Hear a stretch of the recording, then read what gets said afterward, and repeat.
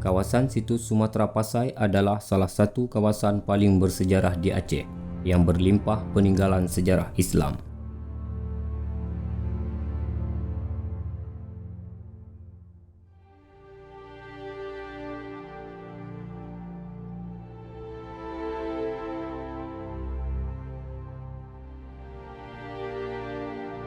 Kawasan intinya yang terletak di Kecamatan Samudera, Kabupaten Aceh Utara hari ini merupakan bekas sebuah kota Islam ternama di Asia Tenggara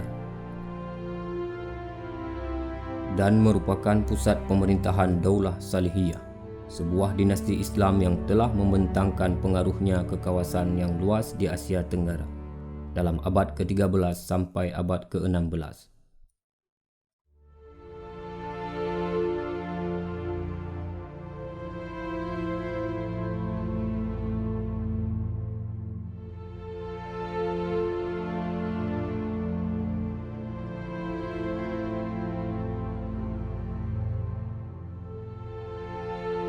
Kota ini telah meninggalkan sangat banyak jejak bagi keberadaannya yang berumur panjang di masa silam.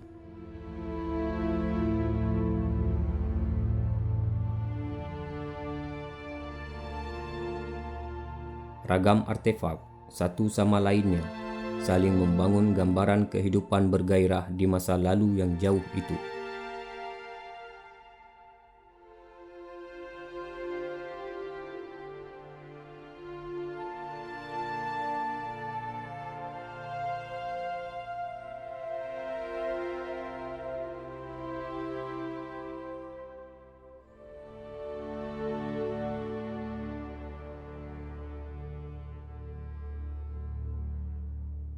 Manik-manik Sumatra Pasai adalah salah satu di antaranya dan yang terpendam tanpa cahaya yang menyorotinya.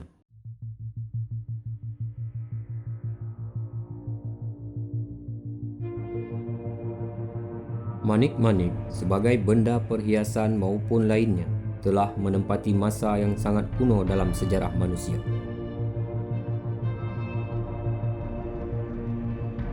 Menurut literatur etnoarkeologi, benda ini telah hadir dalam kehidupan manusia sejak zaman prasejarah.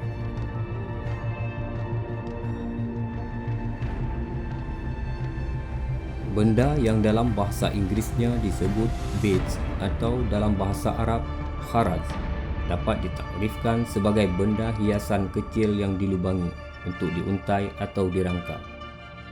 Manik dalam bahasa Jawi tampaknya berasal dari bahasa Gujarati, manako.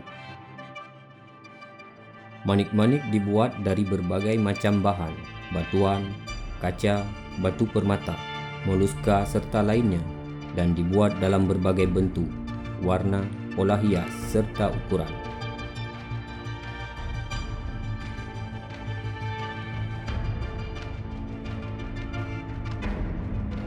Sebagai benda perhiasan serta objek keindahan yang memancarkan daya pikat tertentu, manik-manik telah merangsang daya cipta serta upaya untuk menghasilkan berbagai rupa wujud keindahan.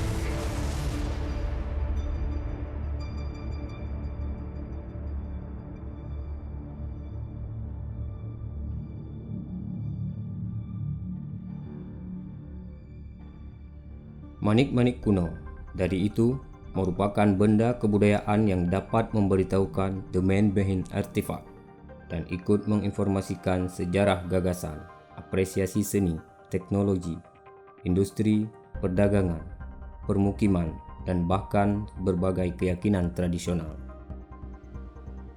Lain itu, benda ini juga memiliki aspek-aspek geologis, geografis, serta antropologis sosiologis yang dapat dicermati dalam rangka memperluas pengetahuan tentang masa lalu.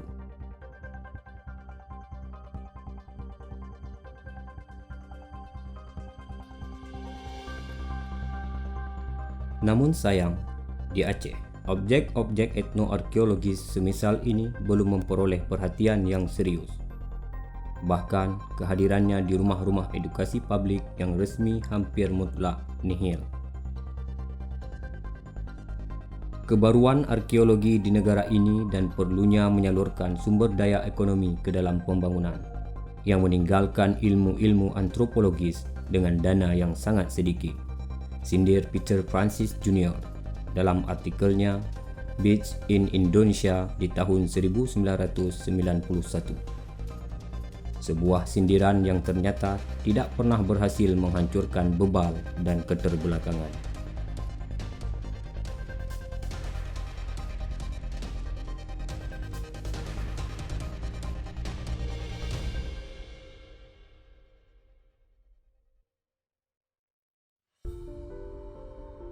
Di tengah abstennya perhatian pihak pemerintah dan akademisi, manik-manik Sumatera Pasai telah lama ditemukan serta dikoleksi oleh masyarakat umum.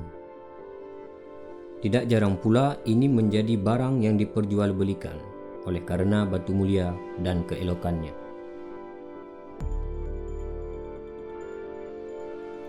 Sejauh ini, manik-manik yang dibuat dari bahan batu mulia, kaca, dan tanah liat atau terakota telah dikonfirmasikan sebagai manik-manik yang umum ditemukan di kawasan situs Sumatera Pasai. Manik-manik itu telah ditemukan dalam ragam bentuk dan warna.